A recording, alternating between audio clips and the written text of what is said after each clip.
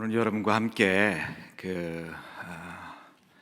믿음 그리고 복음 전파 이 주제를 가지고 제목을 가지고 말씀을 나누고자 합니다.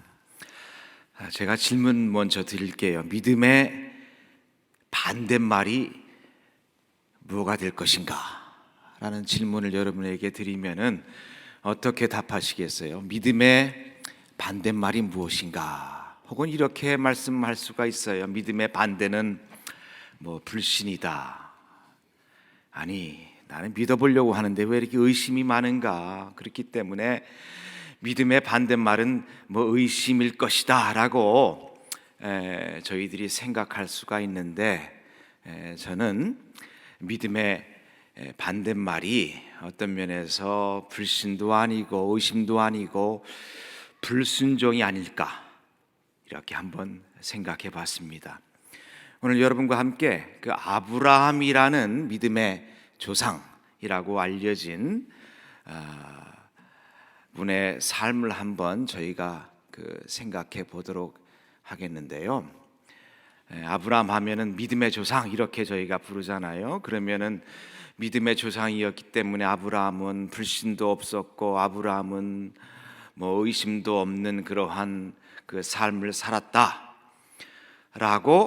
저희가 생각할 수 있을지 모르겠지만은, 그러나 아브라함의 삶을 이렇게 쭉 보면은 참 믿지 못하는 듯한 생각을 할 때도 많이 있었던 것 같고요.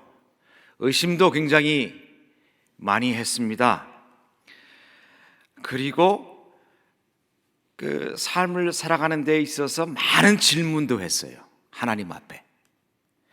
그런데 질문을 많이 했음에도 불구하고 인간적으로 그 질문에 대한 답이 이거다 라고 분명한 답도 그렇게 받지 못한 삶을 살았다고요.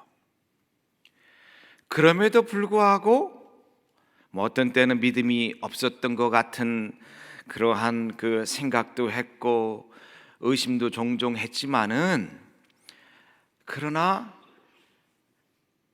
하나님의 명령에 약속을 따라서 순종했기 때문에 아브라함은 믿음의 조상이라고 불리우지 않았나, 이렇게 생각을 해봤습니다. 오늘 히브리서 11장에 있는 그 말씀 7절인가 8절 저희가 읽었죠.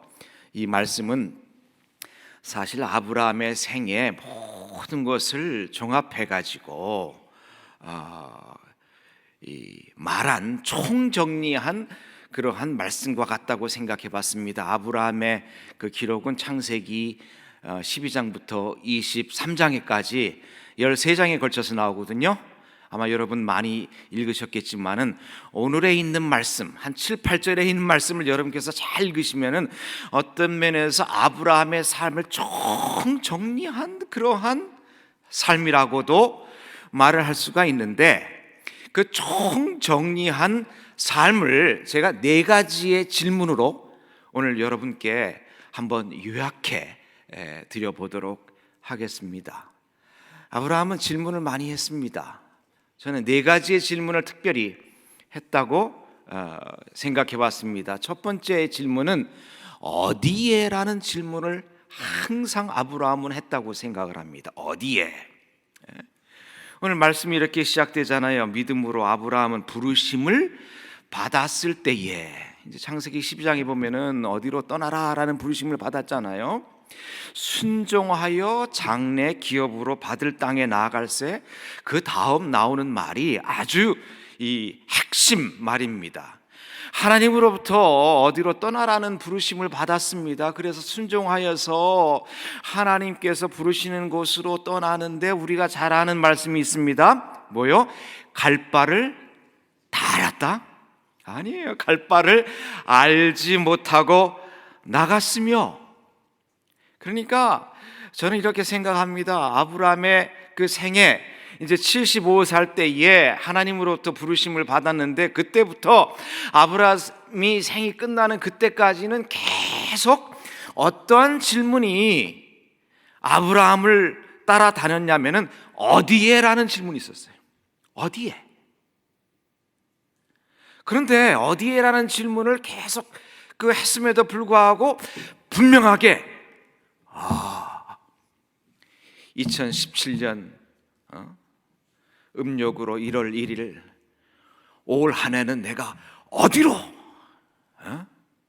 서울 남쪽으로 아니면 서울 북쪽으로 어디로 너를 인도할 것이다. 분명한 답이 있었어요? 없었어요? 없었어요. 오늘 그 말씀에 보면은 갈 바를 알지 못하고 나갔다.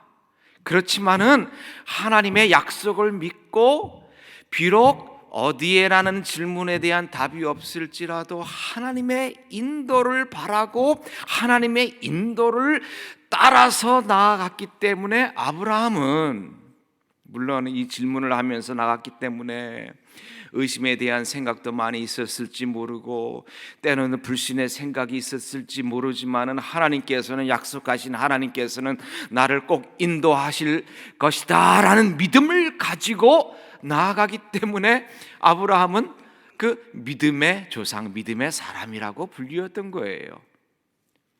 불리했던 조건, 아주 그 상황이 나쁜 조건이 너무나도 많았어요. 나이도 적지 않은 나이였습니다. 75살이었어요. 그리고 하나님으로부터 부르심을 받았을 그때는 이미 거부가 됐어요. 뭐 홀몸으로 어디 가라고 해도 힘든데 그때의 양도 많았고 책임질 그러한 가축 식구들도 많았는데 어떻게 하나님의 인도를 따라서 나갑니까? 그것도 알지 못하는 것으로 어떻게 나아갑니까? 그럼에도 불구하고 어디에라는 질문에 대한 뚜렷한 답이 없을지라도 하나님의 인도를 바라고 하나님의 인도를 따라서 나아갔기 때문에 아브라함은 믿음의 조상이라 고 불림을 받았다. 그런데요, 어디에라는 질문만 있었던 것이 아니고 우리에게도 동일한 질문이 있습니다. 언제라는 질문을 항상 아브라함은 또한 하고 다녔다 이겁니다. 오늘 9절 10절 보니까 믿음으로 저가 외방에 있는 것 같이 약속하신 땅에 우거하여 동일한 약속으로 함께 받은 이삭과 야곱으로, 그때서 끝난 것이 아니고 이제 3대에 걸쳐서 이제 언제라는 약속이 실행되지 않았다는 것입니다. 이삭과 야곱으로 더불어 장막에 거하였으니, 이 장막이라는 것은 계속 폈다가 접었다가 만들었다가 하는 것이 장막 아닙니까? 장막에 거하였으니 이는 하나님의 경영하시고 지으실 터가 있는 성을 바라씀이러라. 언젠가는 하나님께서 나에게 약속하신 그 지으실 터가 있는 성을 하나님께서 나에게 허락하실 것이다. 그런데 지금 있는 장소가 어디입니까? 텐트예요. 장막이에요. 때로는 일주일마다 한 번씩 옮길 수도 있고 때로는 한 달마다 한 번씩 접었다 폈다 할 수도 있고요. 언젠가 하나님께서 나에게 약속을 해 주셨긴 주셨는데 이 약속이 언제 나에게 이루어질 것인가? 아니 그 당대 이루어지지 않은 것뿐만 아니고 오늘 보니까 이삭 때도 그랬고 야곱 때도 그렇고 계속 장막에서 텐트에서 살았다는 것이에요. 언제라는 답이 그렇게 뚜렷하게 주어지지 않았어요. 그럼에도 불구하고 하나님의 경영하시고 지으실 터가 있는 그 성을 바랐음이라. 현재의 상황은 장막에 살았어요. 텐트에 살았어요. 현재의 상황과 하나님의 약속과는 아주 대조가 있는 모습이에요. 그런데 진정으로 믿음이 있는 사람이라는 것은 언제라는 답이 우리들에게 뚜렷하게 주어지지 않는다 할지라도 언젠가는 하나님의 시간이 나에게 임한다는 것을 기대하는 거예요. 아브라함이 이래서 믿음의 조상이에요. 이래서 그 믿음을 가진 자예요. 우리가 속칭 말하는 내가 믿습니다라고 하니까 내일 하나님께서 나에게 당장 답을 주시는 것도 좋겠지만은 그러한 유의 믿음이 아니고, 어떤 면에서는 그러한 것이 즉각적으로 그리고 가시적으로 지금 당장 나에게 주어지지 아니한다 할지라도, 비록 나에게는 조그만 의심의 여지가 있다 할지라도, 때로는 불신의 생각이 든다 할지라도, 하나님께서 나에게 약속을 하셨다면은 언젠가는, 그 언젠가는 하나님의 시간에는 이러한 약속을 하나님께서 나의 삶에 이루어 줄 줄 믿습니다. 이것이 참 믿음이에요.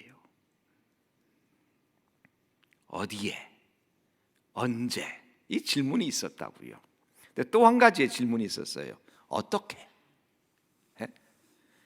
이러한 말씀이 오늘 히브리서에 보면은 다 엑기스처럼 이렇게 녹아 있거든요. 어떻게라는 질문이 있어요.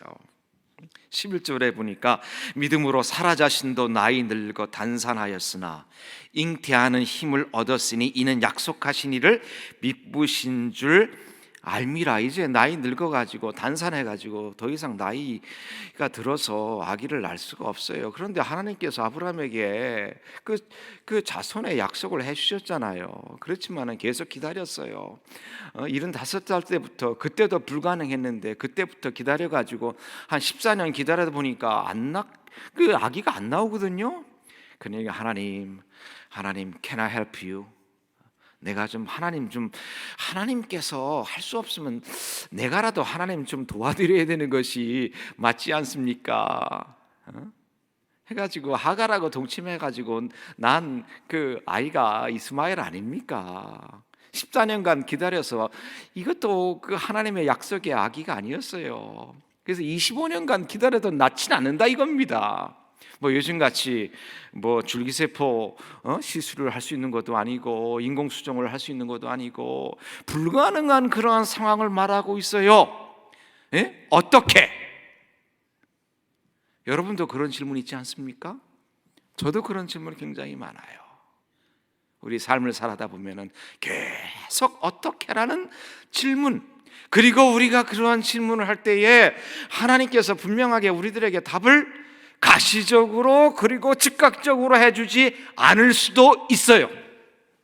그런데 진정한 믿음의 사람이라는 것은 어떻게에 대한 답이 즉각적으로 그리고 가시적으로 나에게 없다 할지라도 그럼에도 불구하고 하나님의 기적의 역사가 나의 삶에 이루어질 줄 믿습니다 라고 생각하는 사람이 믿음의 사람이에요.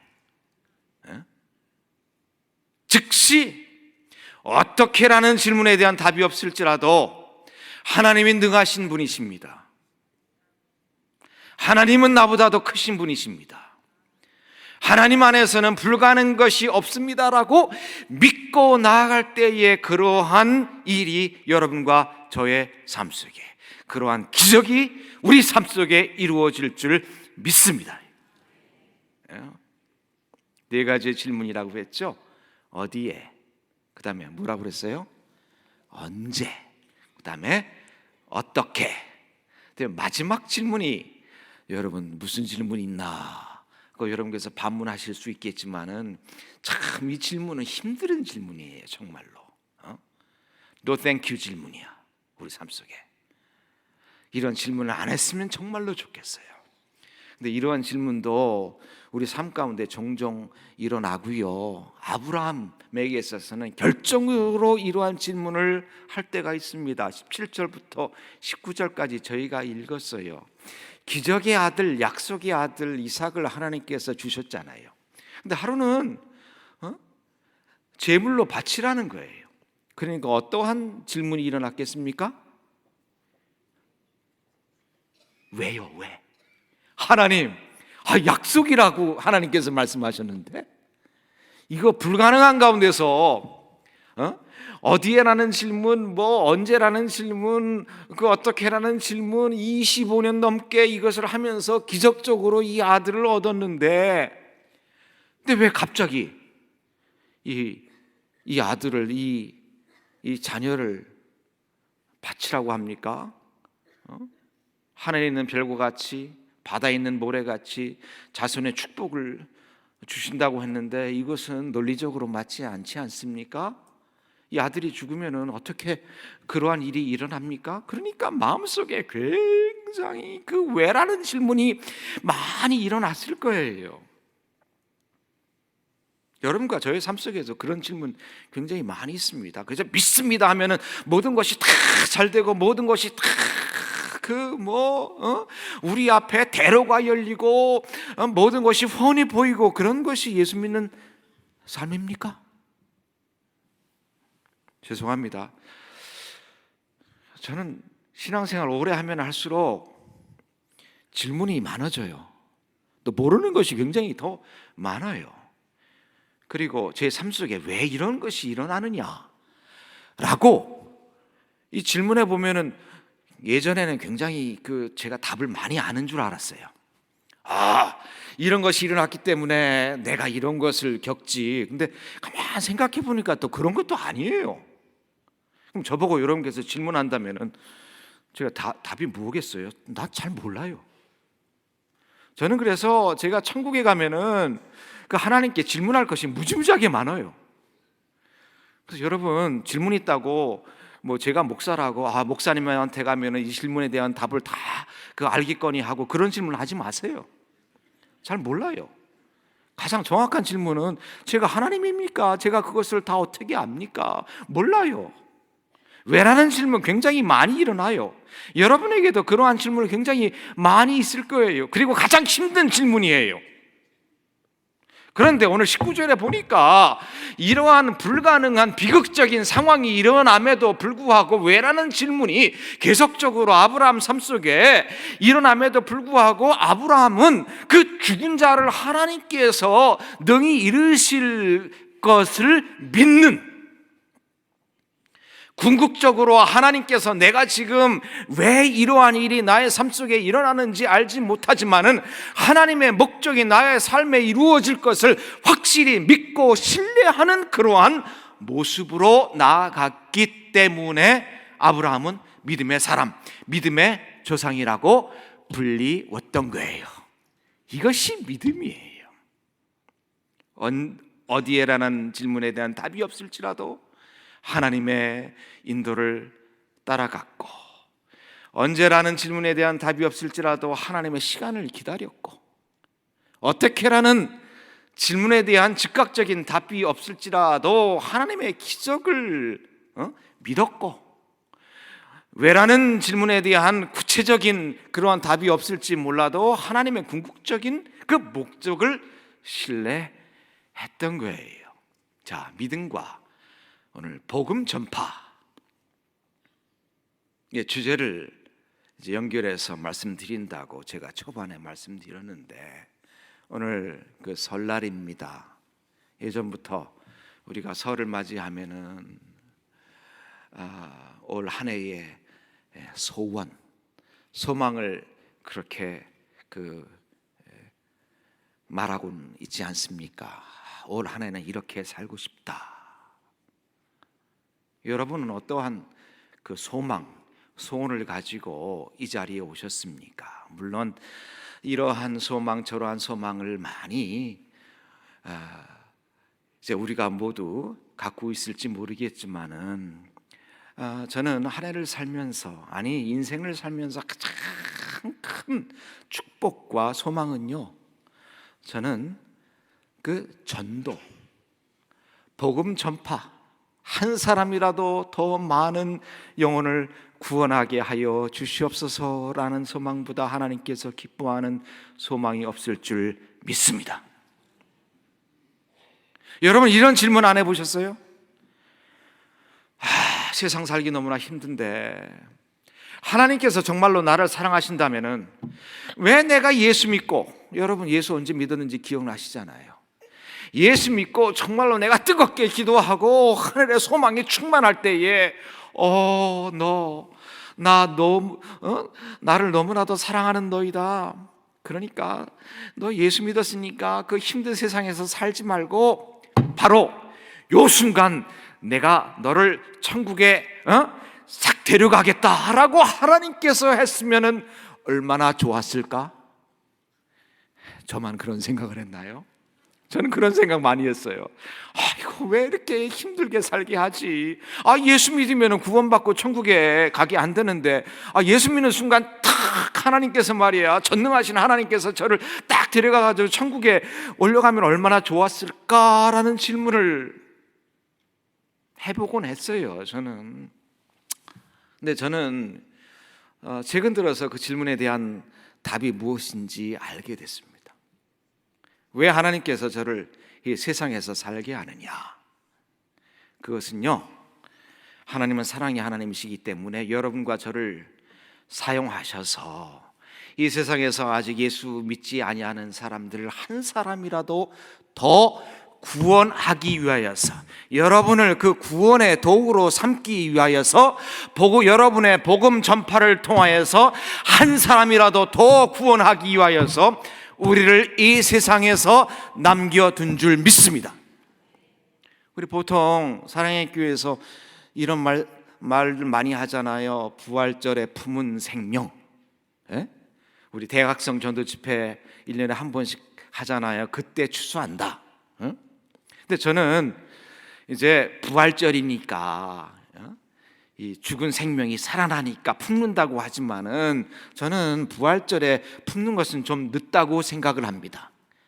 사랑하는 성도 여러분, 이 자리에 오신 모든 성도님들, 새해 소망이 무엇입니까? 올 한 해 정말로 하나님께서 나에게 주신 생명이 누굽니까? 담임 목사님께서도 이 2017년 그 목회에 대해서 우리들에게 말씀을 주실 때에 생명나무 사역에 대해서 말씀하지 않았습니까? 하나님, 올 한 해 나도 생명나무의 사역을 감당하기를 원합니다. 내가 복음을 전파해야 될 사람이 누구입니까? 나 주위에 있는 사람이 누구입니까?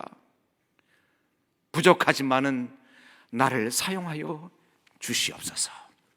그것이 올 한 해를 시작하는 저의 소망이 되게 하여 주옵소서.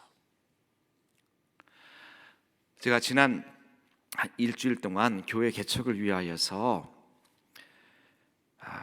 일주일에요, 놀라지 마세요, 6나라를 다녀왔습니다. 거의 하루에 한 나라씩 다녀왔어요. 이제 여러 나라를 다녀왔는데 마게도니아라는 나라를 다니까 눈이 엄청나게 오더라고요. 보통 이맘때 눈 오는 그러한 지역이 아니래요. 그리고 영하 한 15도 내려갔어요. 그래서 저희가 이 교회 개척을 위하여서 그 여러 모임을 갔는데, 참 계획도 많이 하고 기도도 많이 하고 하는데 왜 이렇게 눈이 많이 옵니까? 만날 사람을 못 만나는 거 아닙니까? 근데 마게도니아에서 모임을 하는데 200만 명밖에 이제 인구가 안 되고, 그 나라에는 예수 믿는 사람이 한 2,000명밖에 안 돼요. 근데 교회가 한 20개 이상, 20개 정도밖에 없거든요, 다 합해서. 근데 모임을 갔는데 그날 참 몇 명이 모였냐면은 거의 한 명도 빼놓지 않고 마게도니아에 있는 목사님들이 다 모였어요. 다 모여봤자 26명이야. 저 지방에서도 폭설이 내려가지고 그렇게 힘든 그곳에서도, 그 어려운 상황에서도 마게도니아의 그 복음 전파를 위하여서 참 힘들어요, 상황이. 거의 목사님들이 다 모였어요. 이 나라에서도 교회가 개척되어야 됩니다. 1991년 정말로 몇백 년 만에 그 독립국가가 됐거든요. 이제 26년밖에 안 됐어요. 26년 사이에 교회가 20개 됐는데, 이 나라에 더 많은 교회가 필요합니다. 복음을 많은 사람들이 들어야 됩니다, 어려운 상황에서도. 그리고 제가 또 세르비아라는 곳을 갔습니다. 눈이 와가지고 어떻게 갈까? 하나님께서 또 기적적으로 또 보내주셨어요. 눈길을 달려가지고 2시간 반 동안 다녔어요. 거기에 갔더니 신학교가 하나 있어요. 신학교가 하나 있는데 19명의 신학생이 있더라고요. 그런데 참 저는 그런 신학교 처음 봤어요. 신학교 2학년부터 무슨 프로그램이 있냐면은 신학교가 그저 신학만, 성경만 배우는 것이 아니고 그 2학년 때부터 신학생들 2명을 이렇게 짝지어가지고 2학년 때부터 교회 하나씩을 개척하는 그러한 프로그램이 있어요. 저는 그런 신학교 처음 봤어요. 그래서 올해 그 신학교하고 저희가 세르비아에서 남세르비아에서 교회를 5교회를 개척합니다. 할렐루야. 그걸 보면서 야, 우리 미국 신학교, 영국 신학교, 한국 신학교도 너무나도 배울 것이 많다. 비록 그들은 가진 것이 없고 정말로 복음의 그 외지지만은 이러한 큰 열심을 가지고 나가는 이 세르비아를 하나님께서 축복하겠구나. 이 복음의 열정이에요. 복음 전파예요. 그리고 알바니아는 마게도니아로 내려가지고 눈길에 6시간을 걸렸습니다. 편도만. 그곳에서도 놀라운 복음의 역사가 일어난다는 거예요. 사랑하는 성도 여러분, 이러한 바람과 이러한 기도가 올 한 해에 여러분의 소망과 저의 소망이 되기를 바랍니다. 올 한 해를 통하여서 어디에라는 질문도 많이 있을 거고요. 언제, 어떻게, 또 심지어는 왜라는 질문이 우리들에게 많이 있다 할지라도 하나님 순종하게 하여 주옵소서. 하나님께서 이 약속을 우리들에게 주지 않으셨습니까? 특별히 이 복음 전파를 위하여서 미약하고 더 보잘것없는 나 하나를 사용하여 주시사 정말로 하나님의 나라를 세우고 복음 전파를 통하여서 많은 사람들이 주님 앞에 돌아오고 많은 교회들이 세워질 수 있는 그러한 축복이 저희들에게 있게 하여 주옵소서. 저는 오면서 이러한 기도를 했습니다. 올 6월까지 저희가 한 50교회 개척이 되거든요. 믿어지지 않죠? 그래서 이러한 기도를 했습니다. 2018년까지는 200개의 교회가 개척되게 하여 주옵소서. 여러분 이렇게 생각하면은 저 고목사는 무슨 이 숫자에 굉장히 민감하다 여러분 그렇게 생각할지 모르겠지만은요. 적더라도 최선을 다하면 됐지 무슨 숫자를 가지고 그렇게 말하느냐. 여러분 그렇게 말씀하지 마세요. 믿는 사람은 목표가 있는 거고요. 예수님도 숫자에 굉장히 민감하셨습니다. 양 100마리가 있는데 99마리 양은 오케이고 한 마리만 딴 길로 가지 않았습니까? 어떻게 90마리가 좋고 한 마리가 나쁜 걸 어떻게 예수님께서 하셨겠어요? 한 사람을, 한 영혼을, 한 양을 중요시 여겼기 때문에 쉬었어요. 그러한 목표를 가지고 여러분과 제가 이 한 해를 살면서 하나님께 영광을 돌릴 수 있는 그러한 삶이 되기를 바랍니다. 아버지 하나님, 이렇게 올 한 해 생명나무의 그 사역에 동참하면서 한 영혼이라도 한 교회라도 구원하고 개척하기를 원합니다라는 그 소망을 저희들에게 주심을 감사합니다. 상황이 어렵다 할지라도 어디에 언제 어떻게 왜라는 질문이 우리들에게 있다 할지라도 믿음의 주에 온전케 하시는 주님의 약속을 바라면서 올 한 해 정말로 생명 사역에 최선을 다할 수 있는 우리 모두가 되게 하여 주옵소서. 예수님의 이름으로 기도드리옵나이다. 아멘.